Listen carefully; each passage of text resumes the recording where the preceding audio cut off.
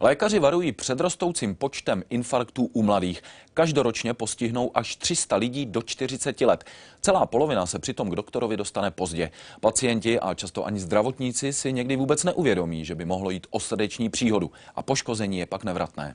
Janovi je jen 35, přesto před půl rokem prodělal těžký infarkt. Po srdeční příhodě byl navíc několik dní v komatu. Ráno, když jsem se chystal do práce, tak se mi to muselo stát a našla mě manželka až ve 6:45. Varovnými příznaky se přitom srdce hlásilo už předtím. Mně bylo špatně už týden předtím, než se mi to stalo. Infarkt okolo 30. roku nebo ještě dřív postihne v Česku desítky lidí ročně, častěji muže než ženy.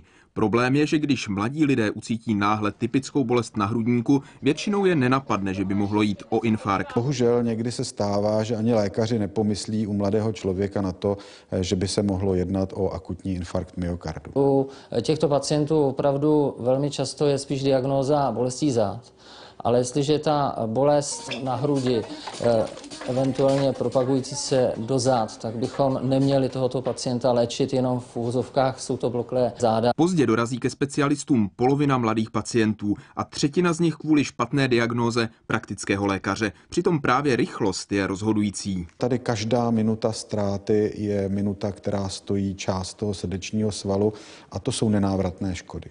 Pokud se pacient dostane do 2 hodin po začátku infarktu do specializovaného kardiovaskulárního centra, umí mu lékaři pomoci tak, že zůstane srdce skoro bez následků a ještě do 6 hodin umí zachránit jeho podstatnou část. Největší riziko srdeční příhody v mládí mají lidé, u kterých je častá v rodině, a 9 z 10 pacientů, kteří skončili s infarktem v pražské všeobecné fakultní nemocnici, jsou silní kuřáci. Antonín Šimůnek, Česká televize.